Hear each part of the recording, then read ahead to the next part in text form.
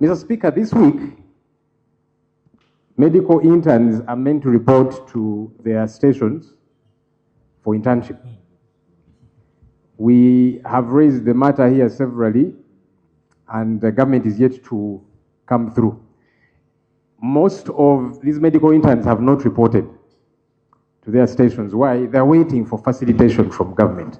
Some don't even have transport to go to the far-flung places, let alone settle there and begin to do the work they should be doing. We've raised this matter severally.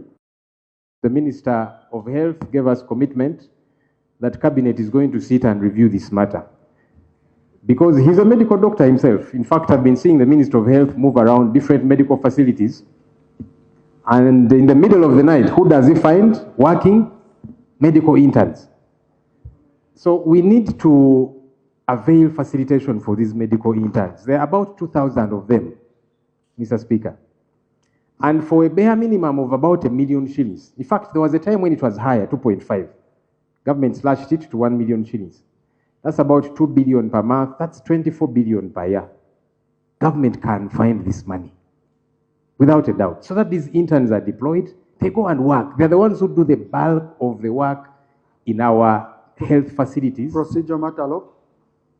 So that's number one, right, Mr. Speaker? Because you have 3. Yes. So what do you want us to do here? Government should give us the feedback they have been promising. Okay. That's one.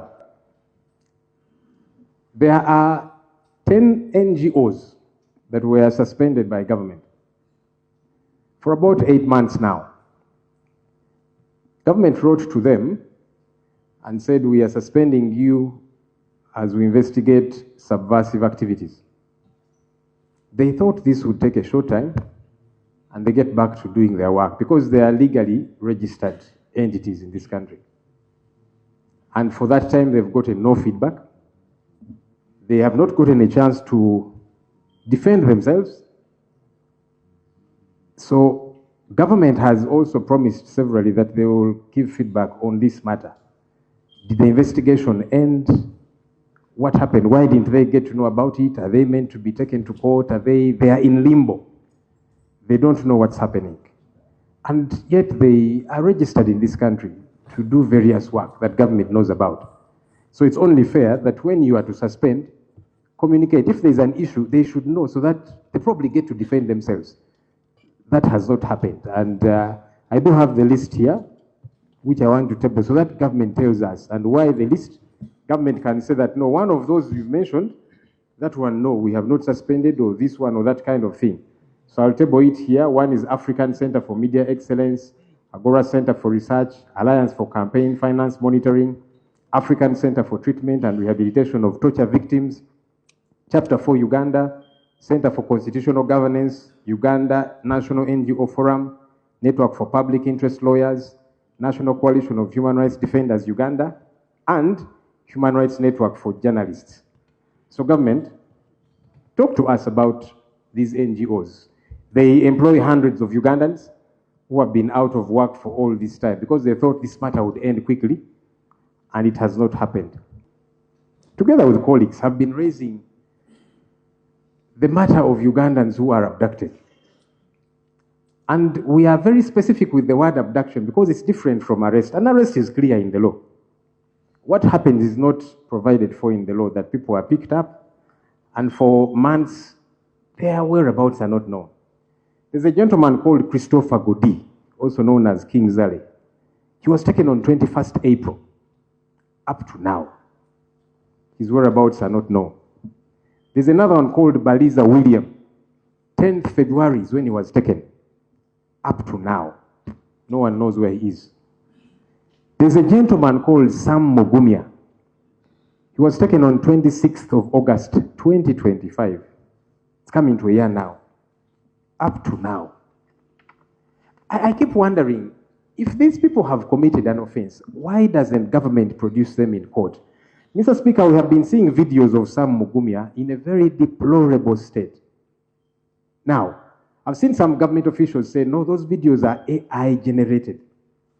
So if you are saying those videos are false, because they look to be in very grotesque shape, he cannot walk, he seems paralyzed and so on, If government, as I've seen some government officials saying, no, those are not true videos, why not produce him in court so that his family can take a look at him and know this is what's happening? Because it's been a year. Mr. Speaker, this should not be acceptable in my view. I said the other day that the 1995 Constitution is a brainchild of the NRM government. So it bothers me if NRM officials are the ones violating the Constitution they birthed. It should be problematic even to colleagues in the NRM. Mr. Speaker, I kept severally raising the question of Honorable Mwanga Chivumbi. After 19 days, he was dumped at a police station. Meanwhile, police had been denying, even in their affidavit in court, they said, we don't know him, we don't know his whereabouts. But he was taken from police to court. Now, Honorable Chivumbi is now in jail, nursing injuries. And there is a police doctor's report to that effect. The injuries that were inflicted on him, and is getting treatment. So they held him for 19 days, beating him up every single day. And as I've said, this is captured in a police doctor's report. Why? Mr. Speaker, the chief, in fact, the commander-in-chief of the armed forces released a statement a short while ago. And he was castigating torture. And it's not the first time that he has done so, Mr. Speaker. Condemning how torture is bad. Saying you cannot use the evidence you've extracted out of torture in court because you can't adduce it. That person told you what they think you want to hear. What baffles me is that this is the commander-in-chief of the armed forces. If he's bothered, why is he not taking action against his juniors who are in government doing these things? We want government to help us understand. Is it too much to ask when we say, if somebody has committed an offense or is suspected to have committed an offense, produce them in court, not to take them somewhere, beat them up, after several days, take them to court? Is it too much to ask? And by the way, this is not something that affects only we in the opposition, everybody. The other day we were talking about a colleague. I'm glad after a while she was released, the Honorable Margaret Etilu from Amuria. That's NRM, but she had been disappeared for a while. And several other examples that we can give.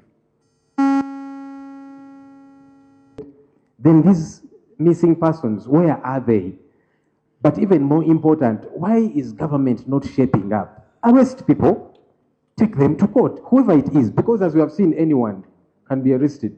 We've seen vice presidents in this country arrested and taken to jail. So anyone, we are not saying no, some people are above arrest, but do conduct it in a manner provided for in the law.